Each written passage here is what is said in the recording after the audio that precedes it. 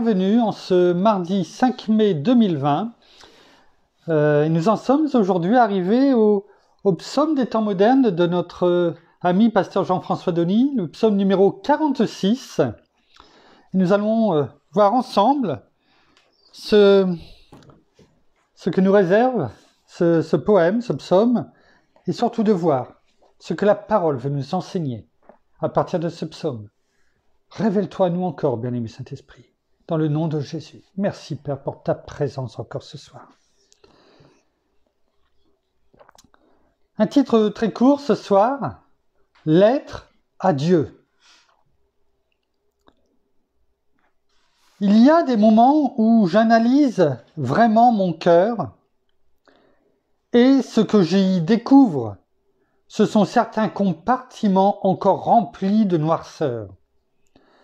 C'est à ce moment que je retrouve ce sentiment de terreur, à la pensée que pourrait avoir comme conséquence certaines de cette humeur. Ces réflexions sombres, frappant à la porte de mon homme intérieur, sont souvent si puissantes que j'ai besoin de cet être supérieur pour m'aider à les combattre afin qu'elle ne trouve pas ce chemin vers mon cœur, car l'effet pourrait en être dévastateur. C'est pourquoi en toi je me confie, divin Sauveur. Mon désir est de marcher avec toi en plus que vainqueur, que ma vie soit au quotidien consumée par ce zèle pour toi, Seigneur. Qu'à chaque jour, mon être soit trouvé libre en la présence de ce Dieu protecteur.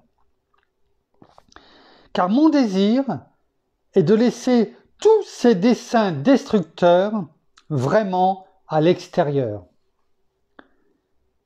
Alors que l'ennemi s'amuse souvent à jouer avec nos pensées, je désire en ce moment en toi les libérer, afin que par ta grâce, tu en viennes à me relever pour que de nouveau je puisse marcher loin de ce sentiment d'insécurité. Père, ce matin, je t'en prie, entends maintenant mon cri et viens dans ton amour remplir ma vie. Car c'est en toi que je trouve ma force et c'est sur toi que je m'appuie. Pardonne-moi si je t'ai attristé, voire même offensé, par cette guerre perpétuelle prenant place dans mes pensées, où très souvent je suis dans ce combat bombardé. Par tous ces sentiments intérieurs que personne d'autre que toi ne voit. Ce matin, je t'en prie, regarde à mon cœur et entends le son de ma voix qui, sincèrement, crie à toi. Père, de grâce, pardonne-moi. Que mon être entier soit trouvé pur et saint, marchant sur ce chemin vers la sanctification, accomplissant ainsi tous tes desseins. Avançant par la foi dans ce à quoi tu m'as appelé, triomphant sur tous ces sentiments provenant de ce que l'on appelle le péché, ayant le regard et les yeux constamment fixés sur toi, gardant ainsi mon cœur loin de cette nature pécheresse, car de toi j'ai fait mon choix. Et je ne désire jamais retourner en proie à cette voie contraire à toi. Père, merci pour ta grâce, merci pour ton pardon, et merci pour ton amour envers moi. Amen. Merci Père, merci Seigneur, merci bien-aimé Saint-Esprit pour ce que tu nous apportes encore ce soir au travers de ce poème qui a été oint, dans lequel tu as oint Pasteur Jean-François Denis il y a sûrement bien longtemps et qui nous parle bien sûr comme chaque jour. Montre-nous au travers de la parole ce que tu veux nous révéler au travers de ce poème ce soir, car c'est là l'essentiel de ce que nous faisons et de chaque méditation que nous faisons chaque soir. Amen. Je rends maintenant captive toute pensée à l'obéissance au Christ. Nous avons le renouvellement de nos pensées, nous avons la pensée de Christ. Et je lis toute pensée volatile afin que celle-ci puisse demeurer en nous. Toute parole qui sortira de ton enseignement et de la bouche de ton serviteur ce soir, mais qui vienne de toi, bien-aimé Saint-Esprit, dans le nom de Jésus, afin que notre Père soit glorifié une fois de plus ce soir, lui seul. Amen.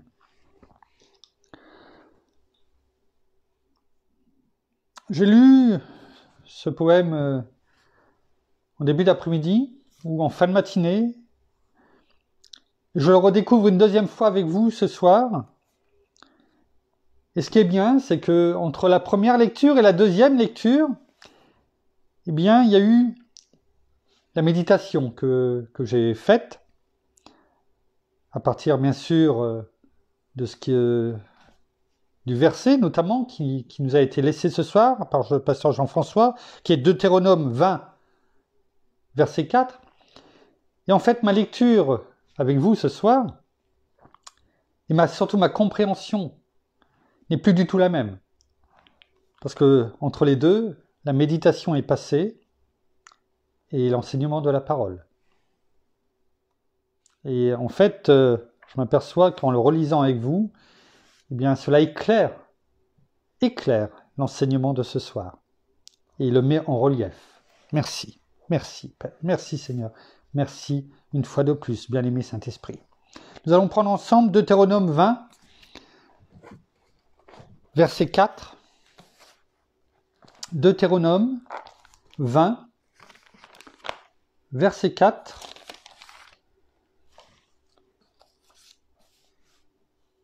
Il est écrit « Car l'Éternel, votre Dieu, marche avec vous, pour combattre pour vous,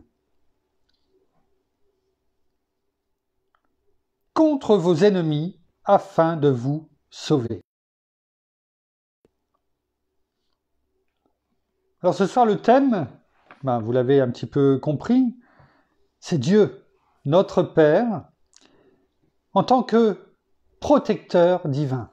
Alors oui, on le sait, c'est notre protecteur, et là, c'est un style de protection différent, parce qu'on aurait pu, et au départ c'était le cas, voir plusieurs interventions de notre Père, mais quand j'ai pris simplement la première référence, c'était largement suffisant. Autrement, on aurait pu faire plusieurs cultes. Et là, je m'aperçois que rien qu'avec donc le peu que j'ai relevé, mais sachant les références, eh bien, je dirais que même avec une ou deux références, on pourrait faire un culte. Alors, je vais essayer de rester dans les temps, à peu près que l'on fait chaque jour. Déjà, il y a eu moins de références de la part de pasteur Jean-François. Donc, voyons Dieu, notre Père, en tant que protecteur divin, mais dans une catégorie qui sont nos batailles. Les batailles que nous allons découvrir, quelques batailles que nous allons découvrir dans la parole, mais aussi en relief, parce que c'est bien là. Les batailles que nous vivons à chaque jour. Et ce que nous allons découvrir dans la parole fait bien sûr écho à ce que nous traversons aujourd'hui. Rien que la lecture du poème de ce soir, du psaume des temps modernes numéro 46, je suis sûr qu'il parle à chacun d'entre nous. Et c'est des choses que nous vivons sûrement au quotidien, en tout cas pour certains d'entre nous. Prenons et voyons ensemble ce que la parole nous dit dans Exode 14, facile à retenir, Exode 14, verset 14.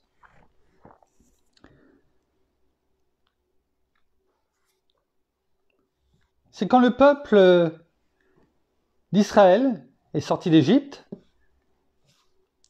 et Dieu, l'Éternel, qui aurait pu les faire passer par un autre chemin beaucoup plus court pour rejoindre l'endroit qu'il leur avait promis. En 11 jours à peu près, il les a détournés. Il les a détournés pour les amener. On va même le prendre. Tout au début du chapitre 14, lisez-le, je vous invite à le lire. L'Éternel parla à Moïse et dit « Parle aux Israélites, qu'ils se détournent et qu'ils campent devant Pi-Hahiroth, entre Migdol et la mer. » On va s'arrêter là. Il dit c'est en face de ce lieu, alors vis-à-vis de Baal Tsephon, vis-à-vis, et c'est en face de ce lieu que vous camperez près de la mer. Volontairement, l'Éternel les détourne. Hein, on est d'accord. Il leur dit de camper face à la mer. Mais là, ce que le peuple ne savait pas, c'est que Pharaon, avec toute l'armée, d'où l'expression quelque chose de pharaonique, c'est-à-dire de tellement grand, toute son armée, les poursuit pour les tuer. Et là, Dieu, parce qu'il connaît toutes choses, bien sûr, il sait ce qui va se passer. Et là, il les met où? Devant la mer. Et il leur dit, campez, dormez là, devant la mer. C'est-à-dire qu'ils ne peuvent pas aller devant, s'enfuir, parce qu'il y a la mer. Et ils ne peuvent pas aller derrière, parce que derrière, il y aura les Égyptiens qui vont arriver. Et c'est ce qui se passe. Et là, bien entendu, vous savez ce qui s'est passé, les critiques, les jugements, qu'est-ce qu'on va faire, les médisances, les murmures, enfin c'est même plus des murmures, c'est des cris.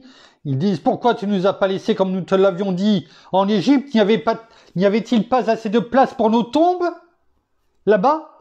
Mais au moins on avait à manger, etc., etc., etc. Tout ce que l'on peut faire sortir de nos bouches lorsque on est au pied du mur. Je te l'avais bien dit, tu vois bien, si on avait fait ça, si on avait fait ça. Non, ça vous est jamais arrivé? À qui c'est jamais arrivé de parler comme ça? En tout cas, pas à moi. Mais ça, c'était avant. Et oui, tous ont vu ou entendu ces paroles sortir des bouches, de la nôtre, de la bouche des autres. Comment on va faire? Là, voilà, on ne peut plus, c'est fini, c'est terminé. Et donc, au verset 14, il est dit, et même on va prendre au verset 13, Moïse, la voix de l'Éternel, répondit au peuple. Sachons quand même que quand il répond au peuple, c'est lui qui répond. C'est pas Dieu, c'est pas l'Éternel qui lui dit de répondre ça. C'est Moïse qui répond au peuple. Et il leur dit, soyez sans crainte, restez en place et voyez comment l'Éternel va vous sauver aujourd'hui, car les Égyptiens que vous voyez aujourd'hui, vous ne les verrez plus jamais.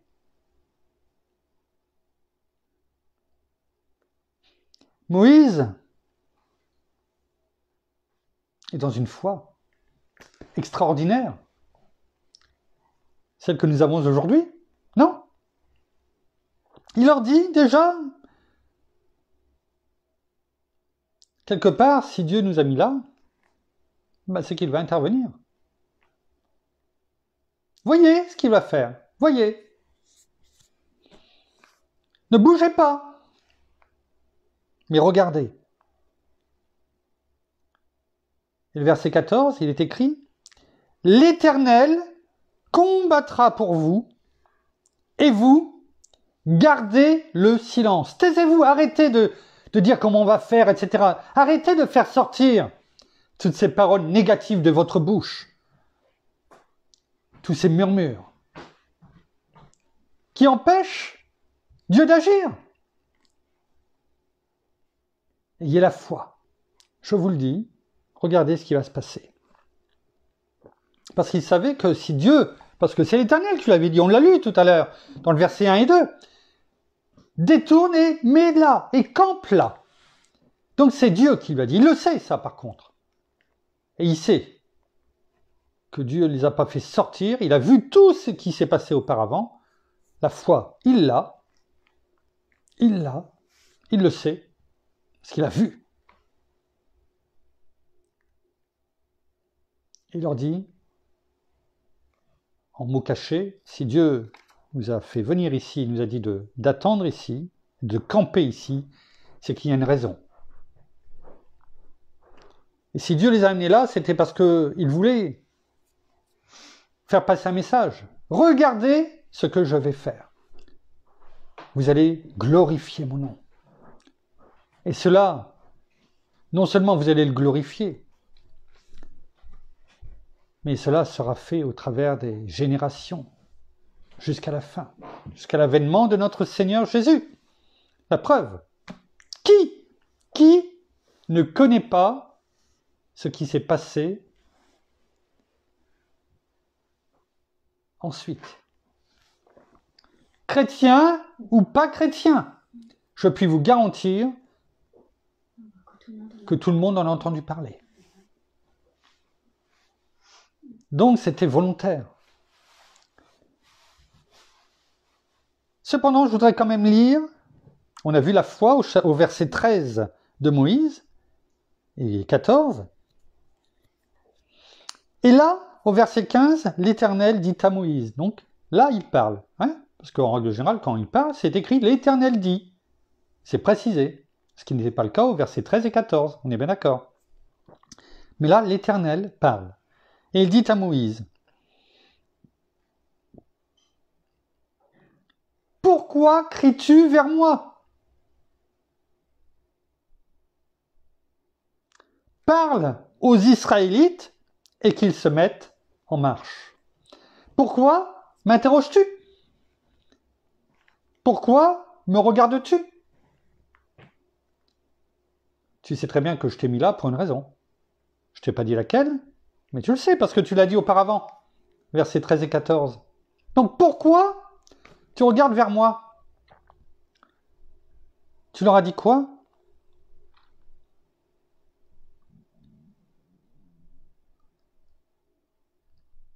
Restez en place. Verset 13. Et moi, je te dis quoi?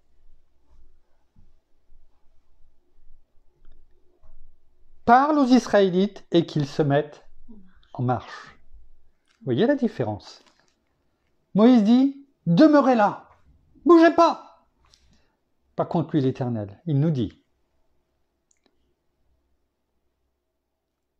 qu'ils se mettent en marche. Mets-toi en marche. Arrête de te plaindre. Arrête de murmurer. Tu veux voir ton miracle? Alors marche. Mets-toi en marche. Fais ce que tu ne pouvais pas faire. Entre dans ta destinée. Tu sais pas, tu as peur d'y entrer. Parce que tu crois que tu ne vas pas y arriver. C'est moi qui te l'ai dit. C'est moi qui t'ai montré. Alors, mets-toi en marche. Que pensez-vous que vous auriez fait devant la mer? Ils ne pouvaient pas, ni à l'arrière. Ils voyaient les Égyptiens arriver dans un nuage de fumée et la mer qui était là devant eux. Ils devaient marcher par la foi. Parce que là, dis-leur de se mettre en marche. Qu'ils se mettent en marche. Il n'est pas dit que la mer avait été ouverte. Il leur a dit qu'ils se mettent en marche. Ça veut dire quoi? Marcher par la foi et non par la vue. La mer n'avait pas été ouverte. Il leur a dit qu'ils se mettent en marche. Laisse-moi agir. Tu vas voir la bataille que je vais gagner. Et qu'est-ce que vous croyez? Que la mer, comme dans le film Les 10 Commandements, s'est ouverte entièrement, découvrant le départ et l'arrivée?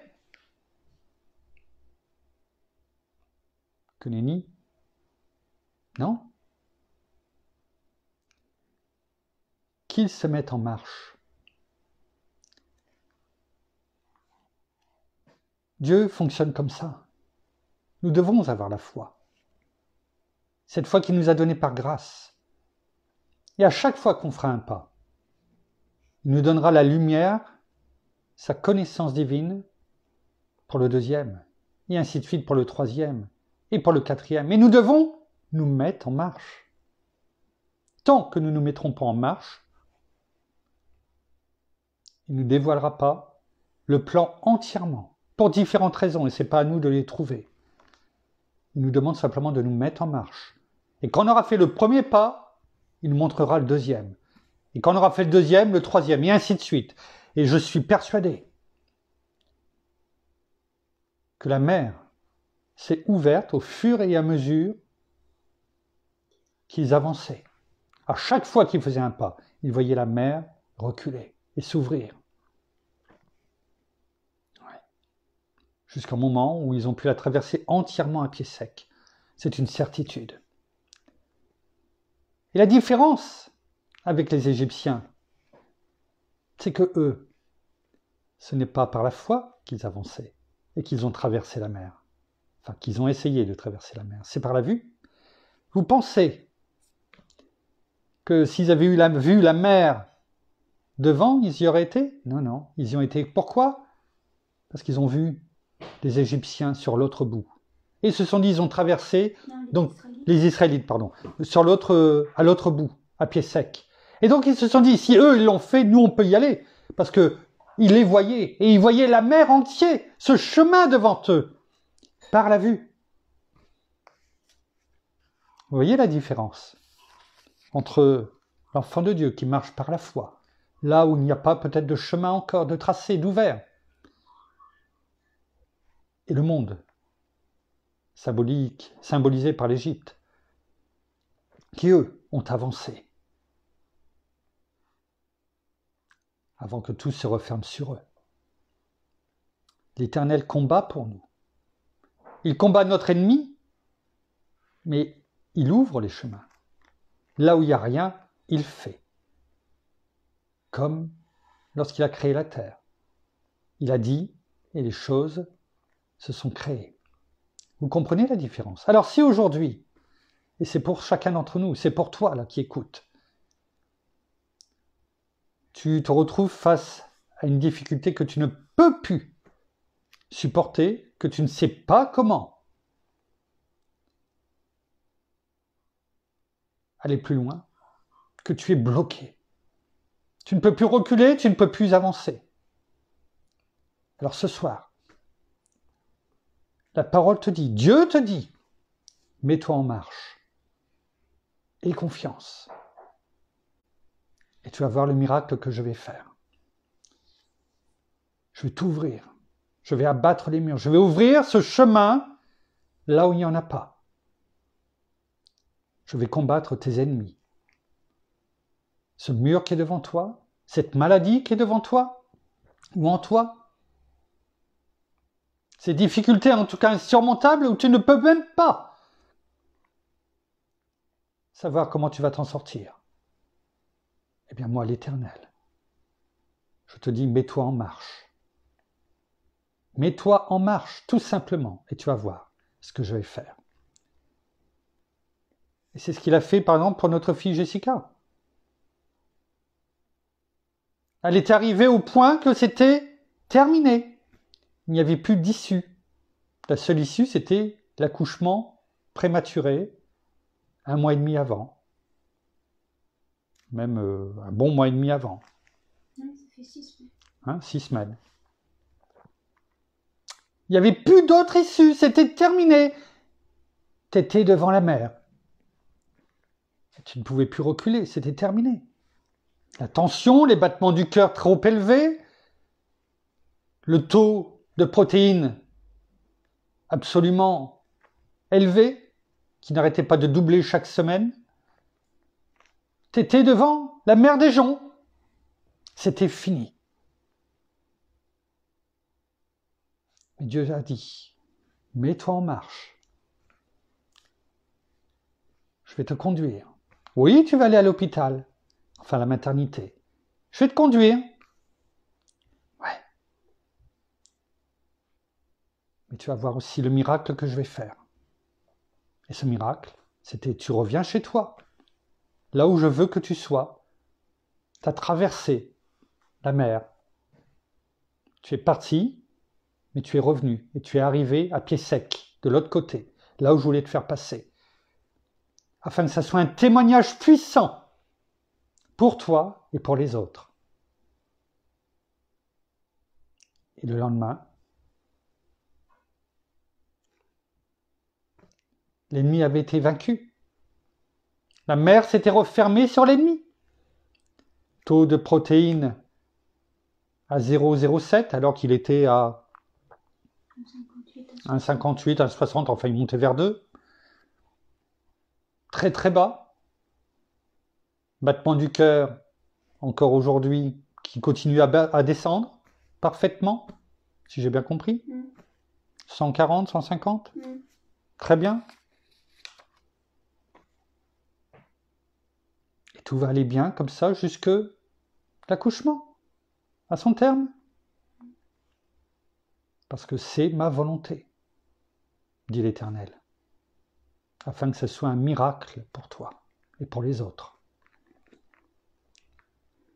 Quand tu ne sais plus quoi faire, eh bien on prie, on remet tout entre les mains de Dieu, ce qui avait été fait, et on s'attend à son miracle. Et on se met en marche. Et là, on voit comment Dieu combat pour nous. Vous comprenez? C'est ça la puissance de Dieu.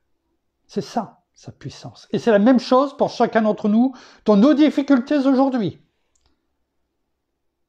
Qu'elles soient au niveau du couple, au niveau des enfants, au niveau financier, au niveau d'un travail peut-être, au niveau d'un logement.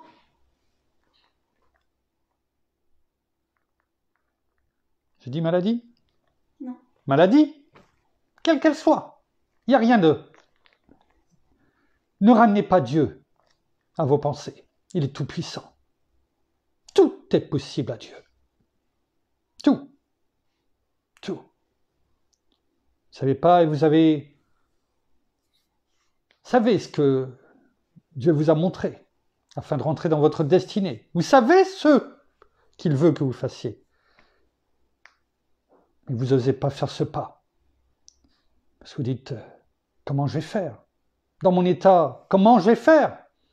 Comment je puis rentrer dans ma destinée alors que je sais comment je suis? Mais oui, tu veux être guéri? Entre dans ta destinée.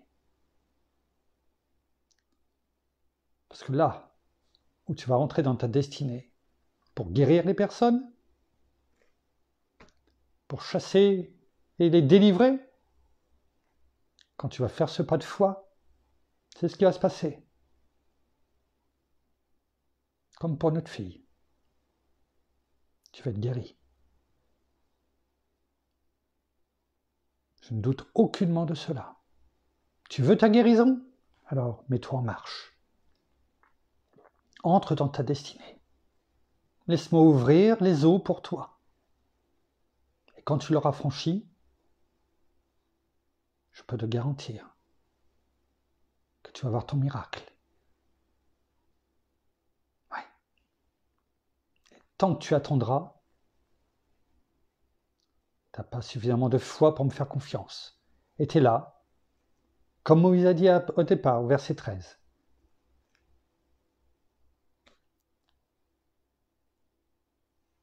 Restez sur place. Restez en place. Attendez. Mais ce n'est pas ce que Dieu voulait. Il voulait qu'il se mette en marche. C'est ça la foi. Je vous l'ai déjà dit, une foi, c'est une mise en action, une mise en route. Et on a la preuve là.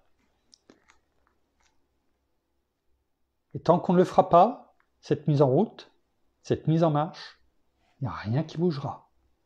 Si ce n'était pas mis en marche, je ne suis pas Dieu, il est protecteur, je ne sais pas jusqu'où ça aurait été, mais s'ils n'avaient pas écouté, s'ils ne s'étaient pas mis en marche, la question que l'on peut se poser, je fais juste que poser une question. Est-ce que la mer se serait ouverte? Je ne sais pas. Mais gloire à Dieu. Ils ont écouté, ils ont obéi. Alors, je te le dis, mets-toi en marche. Mets-toi en marche par la foi. Non pas ta foi humaine, mais cette foi que nous a donnée notre Père, dans le nom de Jésus, avec notre bien-aimé Saint-Esprit en nous. Mets-toi en marche. Fais-le. Et tu auras tout, à l'instar du peuple d'Israël. On va essayer d'avancer. Je vais, quand je vous disais qu'avec un seul verset. Exode 15, verset 3. L'Éternel est un guerrier. L'Éternel est son nom. C'est un guerrier. Oh, il est amour, oui. Il est tout, il est notre Père, il est tout. Protecteur. Mais il est un guerrier. Vous comprenez? Il y a un guerrier, comme Dieu, avec nous, devant nous. Waouh! De qui pouvons-nous avoir peur? Sois sans crainte, car je suis avec toi. Ouais. Exode, chapitre 23, verset 27. Il est écrit « J'enverrai ma terreur devant toi. Je mettrai en déroute tous les peuples chez lesquels tu iras. Je ferai s'enfuir devant toi tous tes ennemis. » J'enverrai ma terreur devant toi. C'est-à-dire que tu vas te mettre en route, mais la terreur, elle est déjà partie. Ils ont peur parce qu'ils te voient arriver. Parce que l'ennemi se dit « Zut, elle s'est mise en marche. » Son enfant s'est mis en marche.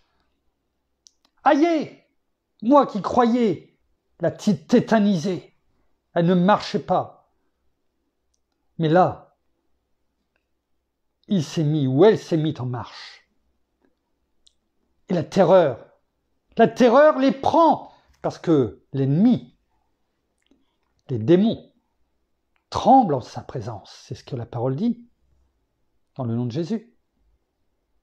Et quand tu te mets en marche, ce n'est plus toi qui crains, ce n'est plus toi qui as peur.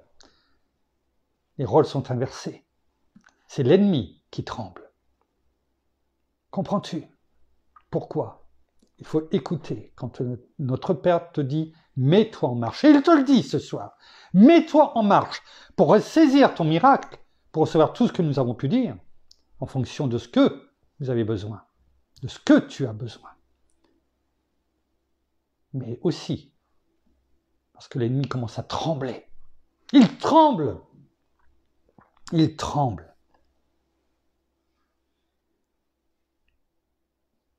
Mais au-delà, cette promesse que tous nos ennemis, partout où nous allons aller, vont être en déroute. Il le dit, je mettrai en déroute tous les peuples, tous tes ennemis, tous ceux qui ne veulent pas de toi, chez lesquels tu iras, et je ferai s'enfuir devant toi tous tes ennemis, quel que soit l'endroit où tu vas aller, dans ton travail, dans l'évangélisation, là où notre Père t'envoie, ils fuient. Parce qu'ils savent que là, maintenant, tu t'es mis en marche, et ce n'est pas toi qui viens, mais tu fais, et tu es dans ta destinée. est là, notre Père, l'Éternel Dieu, l'Éternel des armées, celui qui est devant toi, qui combat pour toi, avant que tu arrives. Deutéronome 1, verset 30. Deutéronome 1, chapitre 1, verset 30. Il est écrit: L'Éternel, votre Dieu, qui marche devant vous, combattra lui-même pour vous, tout comme il l'a fait pour vous, sous vos yeux en Égypte. C'est notamment ce qu'on a vu pour la sortie, pour tout au long des 10 plaies. Hein? Il combat pour nous. Et il marche devant nous.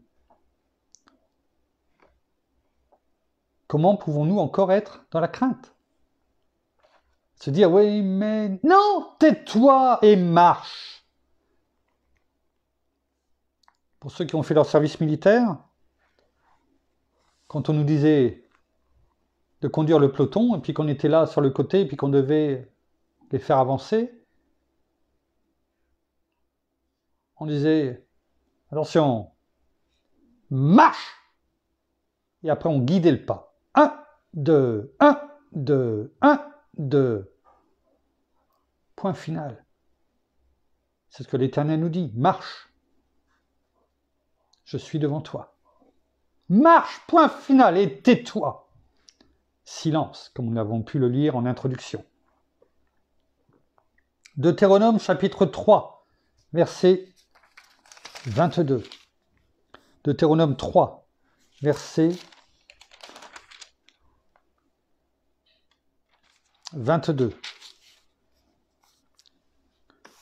Il est écrit: Ne les craignez pas, car l'Éternel, votre Dieu, combat lui-même pour vous.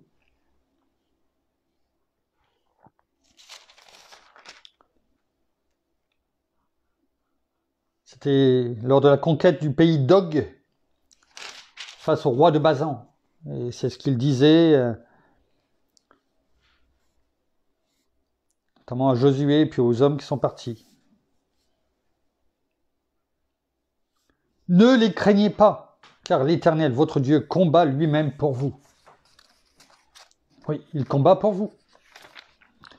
Quand quelqu'un combat pour vous, c'est comme quelqu'un qui monte sur un ring avec le champion du monde en face de lui, et puis c'est pas vous qui donnez les coups, c'est quelqu'un d'autre qui monte et qui est avec vous. Et les coups, tous les coups, vous les évitez, et tous vos coups arrivent, et vous ne savez pas comment. Et cet homme qui était imbattable en face de vous tombe sous les coups de boutoir que vous lui assénez. Et vous avez la victoire. Et vous-même, vous ne savez pas comment.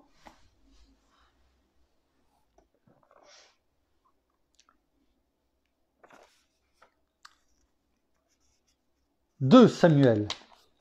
Vous connaissez Samuel maintenant? 2 Samuel, chapitre 5, verset 24.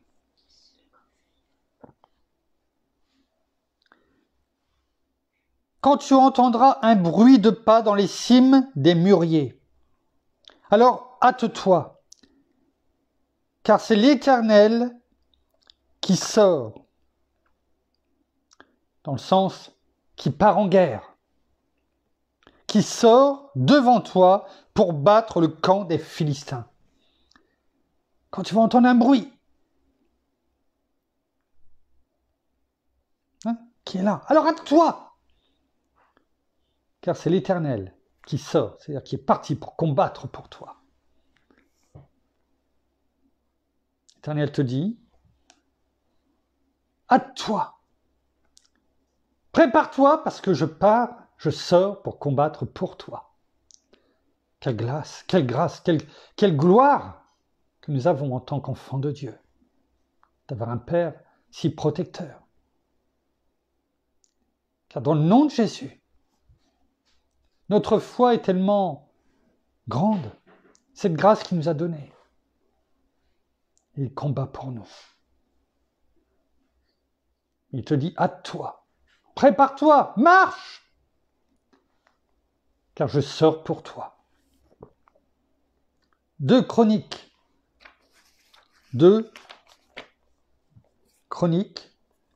chapitre 20, verset 29.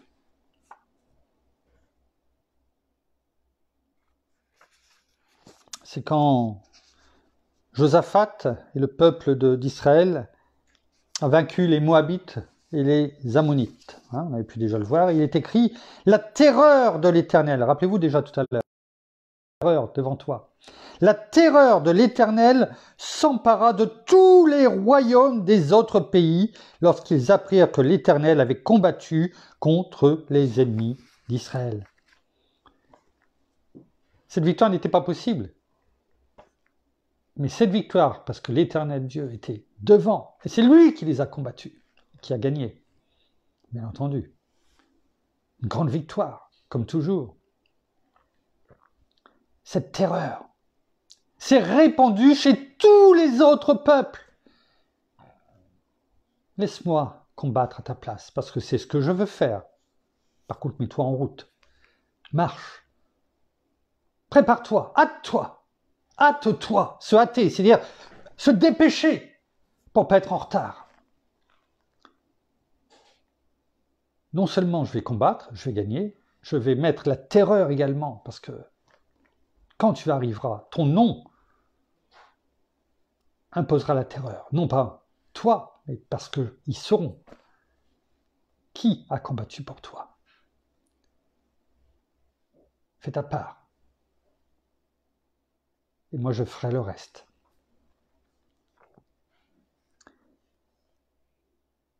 Et au verset 30, il était écrit « Le royaume de Josaphat fut tranquille, et son Dieu lui donna du repos de tous côtés. » Et après, tu auras la tranquillité. Ça ne veut pas dire que tu n'auras pas de travail à faire, c'est pas ce qu'il dit. Il dit qu'il aura ils ont eu la tranquillité. Et du repos de tous côtés, c'est-à-dire qu'il n'y a plus de guerre à faire, de bataille. C'est ça que ça veut dire.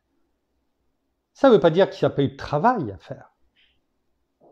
Mais ce pourquoi tu es fait, ta destinée glorieuse, pas pour toi, mais la glorieuse de Dieu, celle qu'il a pour toi, pour guérir les personnes, pour les délivrer, pour les sortir des griffes de l'ennemi, des ténèbres. Une fois que j'aurai combattu pour toi, il n'y aura plus de bataille. Tu seras tranquille. Tu pourras faire ton ministère tranquillement. Parce que la terreur sera là.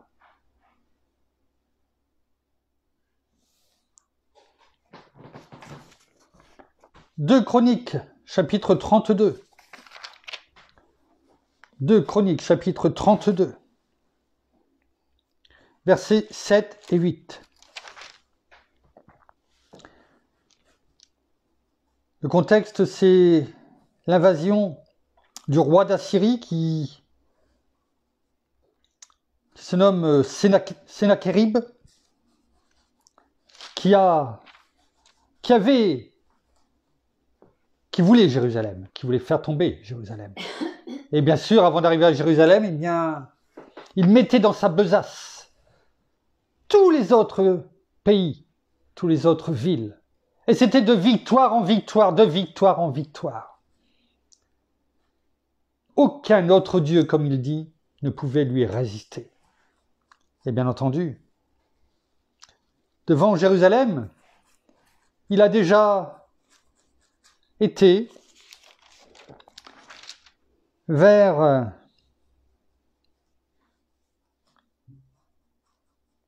la garnison où était l'armée d'Israël, et il a commencé à l'intimider en disant « Bah oui, mais tu crois que ton Dieu est plus puissant que le mien? Regarde, tous les autres dieux ont été balayés. » Et pour essayer de faire court, parce qu'on pourrait faire presque un culte dessus, je vous invite à aller lire 2 Chroniques, chapitre 32, entièrement. Ça vaut le coup. Je peux vous garantir. Méditez ce chapitre, 2 Chroniques, chapitre 32. Mais pour faire court, Sennachérib a envoyé une lettre insultante envers l'Éternel. Envers l'Éternel. Et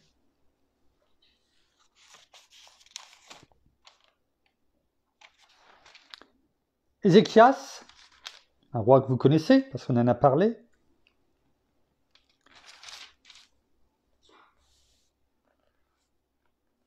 a dit au peuple,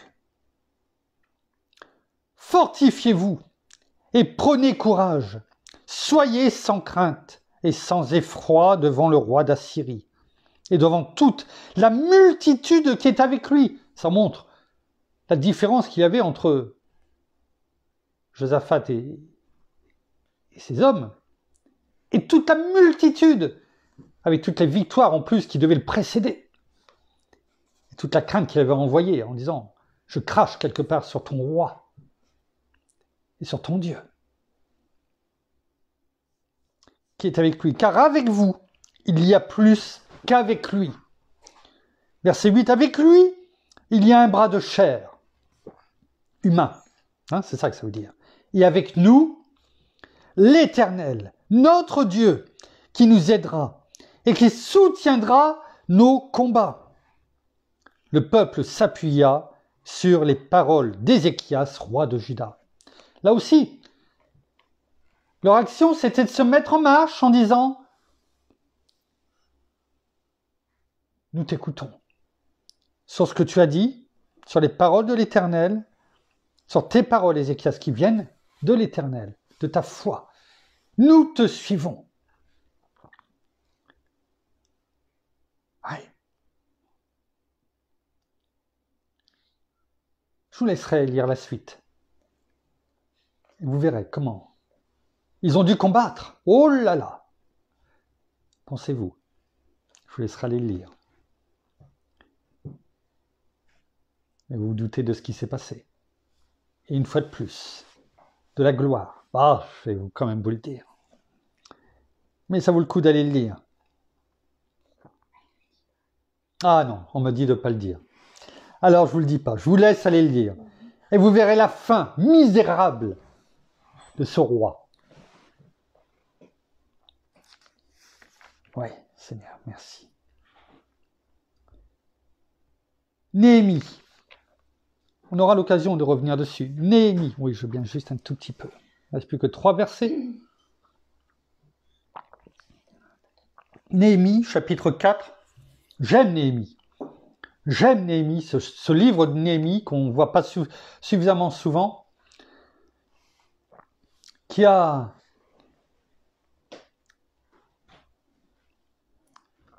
combattu pour que les murs de Jérusalem soient reconstruits, les portes, toutes les brèches fermées. Néhémie, chapitre 4, verset 14. Il est écrit « Rassemblez-vous auprès de nous, à l'endroit d'où vous entendrez le son du corps. Notre Dieu combattra pour vous. » On ne va pas rentrer dans le détail parce qu'il y aurait tellement de choses à dire, on reviendra un jour dessus. Mais là encore, ce que je veux dire, c'est que Néhémie a partagé, parce qu'il y avait l'ennemi qui était dehors, et notamment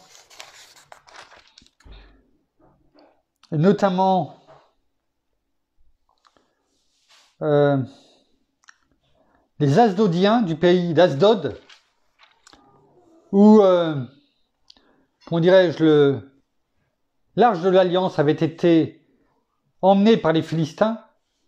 L'orgueil, la gloire des Asdonites, qui étaient Asdod, et quand ils avaient mis l'arche de l'Alliance auprès de Dagon, de leur dieu, et lorsque le matin, la statue de Dagon, sa tête était par terre, et ils ont renvoyé l'arche de l'Alliance, et avec tout ce que nous avons pu déjà méditer. Cet orgueil des Asdonites, mais ils n'étaient pas que tout seuls, bien entendu. Et il faisait tout pour que Néhémie ne finisse pas de reconstruire cette muraille, ces murs, mais aussi de toutes les brèches. Et Dieu vous dit aujourd'hui, tenez bon comme Néhémie et ses hommes. Et il avait partagé. Et pendant que même il travaillait, bien, il y a une partie qui travaillait, les autres qui étaient là, qui surveillaient, avec leurs armes. Et même pendant qu'il refaisait, qu'il bouchait toutes ces brèches, eh bien, ils étaient là avec leurs armes. Vous comprenez pourquoi il faut toujours être revêtu des armes de Dieu. Éphésiens 6, versets 10 à 18. Même pendant que vous fermez toutes ces brèches que l'ennemi a essayé d'ouvrir en vous. Fermez toutes vos brèches. La parole le dit aujourd'hui. Fermez ces brèches. Colmatez-les. Qu'il n'y ait plus de fissures où l'ennemi peut essayer de rentrer. Mais gardez au fourreau, comme c'était le cas pour Néhémie et ses hommes, vos armes dont vous êtes revêtus aujourd'hui.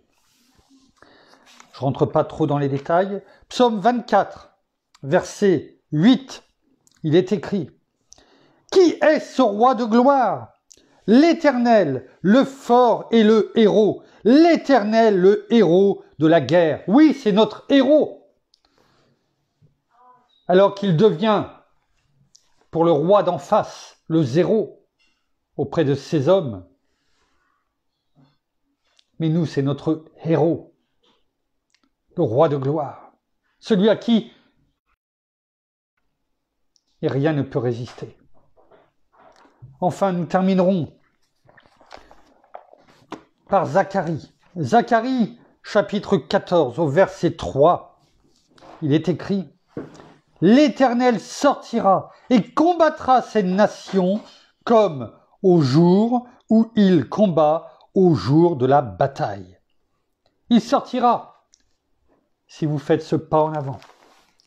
Faites ce pas en avant comme le peuple d'Israël. Mettez-vous en marche, comme on a pu le dire tout à l'heure, et vous verrez ce miracle qu'il va faire pour chacun d'entre vous.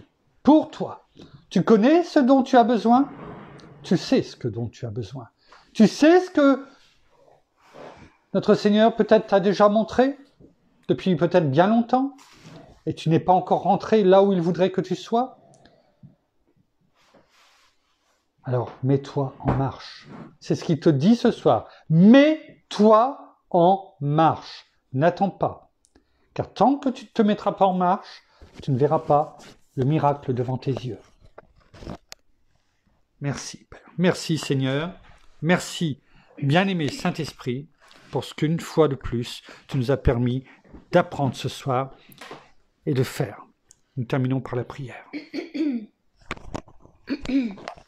Ah, merci Seigneur encore pour cette méditation. Merci encore pour ta parole. Merci encore pour tout ce que tu nous as donné encore ce soir. Merci pour ce que tu fais dans nos cœurs, dans nos vies. Oui Seigneur, tu nous montres le chemin.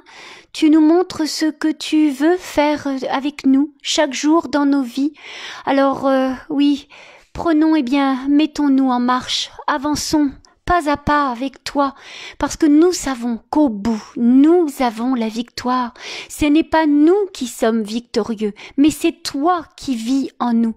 Alors, abandonnons tout ce qu'il y a derrière nous, tout ce que nous avons, toutes nos faiblesses et tout ce que nous avons en nous, et marchons, allons devant, ne baissons pas les bras, tenons ferme, ayons cette persévérance pour pouvoir aller devant. Oui, laissons de côté et tout ce qui est comme idée, comme pensée, tout ce que l'ennemi veut nous mettre en nous disant que nous ne valons rien, que nous ne sommes pas suffisamment bien à tes yeux, que nous ne valons rien, que nous ne réussirons jamais à rien.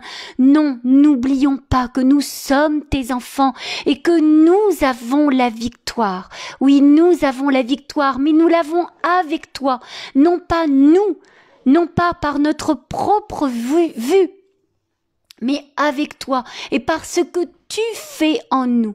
Alors oui, marchons, allons, mettons un pied devant l'autre, mettons Et franchissons, oui, cette mer que tu mets devant nous, mais soyons vraiment conduits par la foi, non pas par notre vue comme nous l'avons entendu, mais vraiment par la foi, parce que tu es là, que tu nous guides et que tu es devant nous, que tu combats pour nous chaque jour de nos vies. Alors sachons te remettre nos vies entre tes mains et entrons dans la bataille avec toi, parce que seuls nous n'y arriverons pas, mais avec toi, nous avons la victoire sur tout ce qu'il y a autour de nous, sur nos contrariétés, sur toutes nos forteresses. Eh bien, c'est avec toi que nous les vaincrons chaque jour de nos vies, dans le nom de Jésus. Amen et amen. Merci. Merci Père, merci Seigneur, merci bien-aimé Saint-Esprit. Ainsi s'achève la méditation de ce soir. À toi toute la gloire, Père. À toi, Seigneur, à toi, bien-aimé Saint-Esprit. Merci encore pour cet enseignement dont beaucoup de choses me sont venues, comme chaque soir, par notre bien-aimé Saint-Esprit qui nous les révèle au fur et à mesure quand nous avançons. Oui, nous avançons dans la parole.